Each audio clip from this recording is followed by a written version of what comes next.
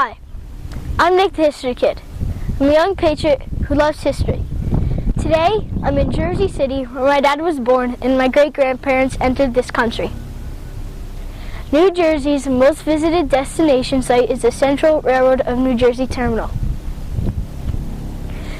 From the terminal, visitors may take ferries that sail to the Statue of Liberty and the Ellis Island Immigration Station, or tour the remarkable natural wonders of Liberty State Park, New Jersey's largest urban state park. Together, they form the historic trilogy, an incomparable location in all of the United States.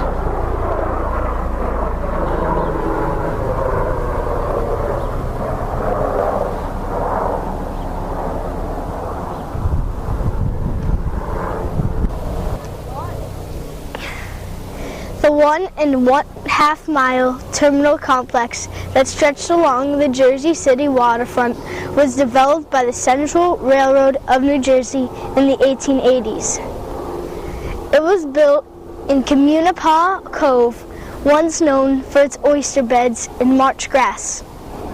In 1661, during the Dutch settlement of New Netherland, it was the site of the first ferry service from the west side of the Hudson River to Manhattan.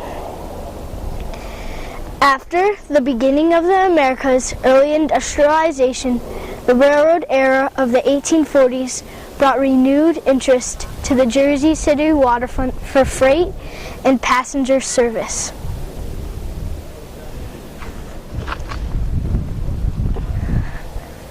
That is the Freedom Tower that's getting built.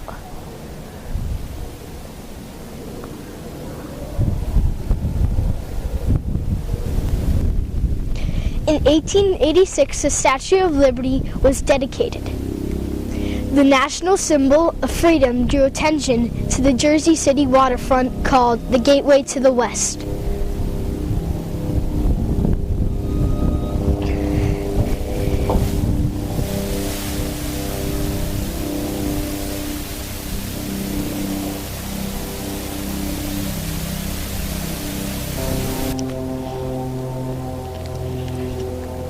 We are now inside the terminal.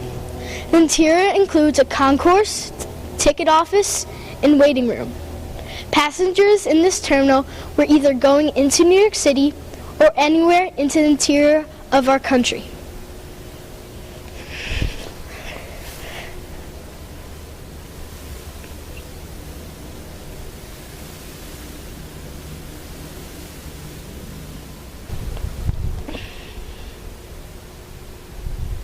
In 1914, a new Bush-type train shed replaced an earlier structure and was the largest ever built. The train shed of over 300,000 square feet covers 20 tracks and 12 passenger platforms.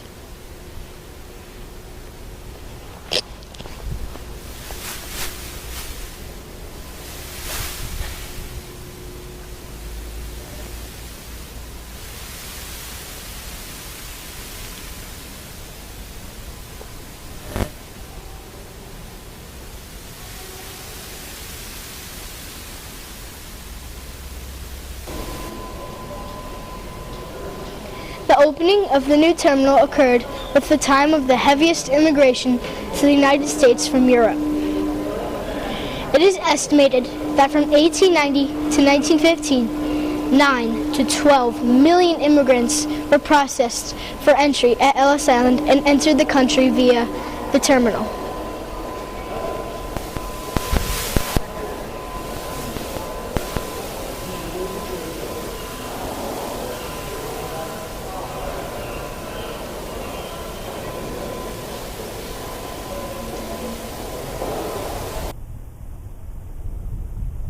The Blue Comet Railway train traveled between Jersey City and Atlantic City from 1929 to 1941.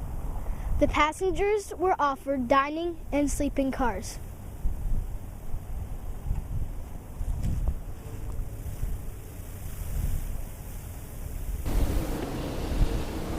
The Liberty State Park area has always been historically important as a major point of egress. Whether simply crossing the bay or heading for the open ocean, people, over the centuries, have utilized the Communipaw Cove area.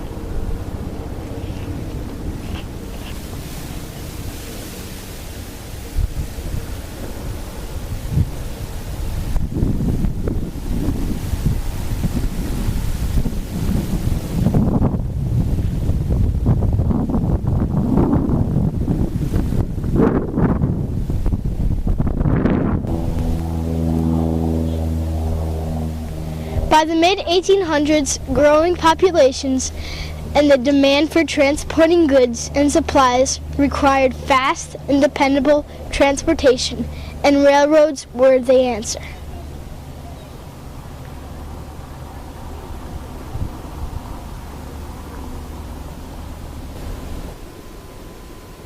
Ellis Island increased traffic in the terminal by several thousand immigrants each day. Approximately 8 million immigrants traveled to their new homes via the Central Railroad.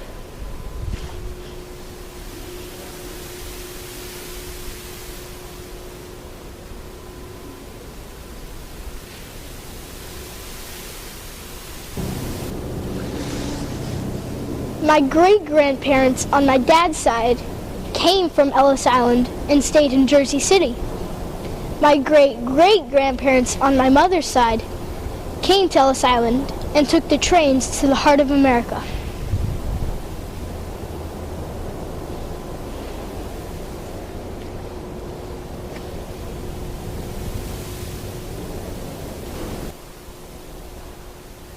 I'm so happy to be in America and free.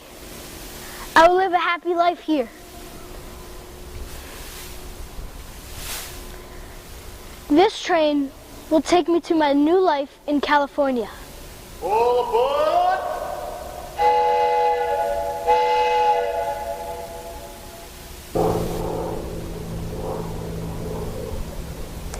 The terminal itself is located next to the Morris Canal Big Basin, which to some degree was made obsolete by the railroads that replaced it.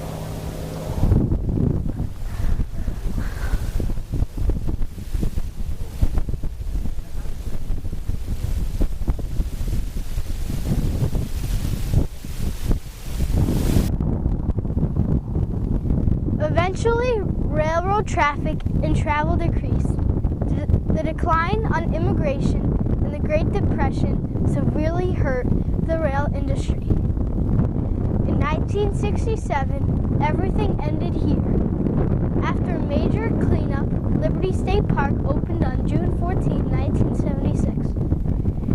Until next time, I'm Nick History Kid, reminding you that we have a lot to see here in the Garden State. And remember my state slogan, New Jersey, from the Revolutionary War to the Jersey Shore, both history and fun awaits you.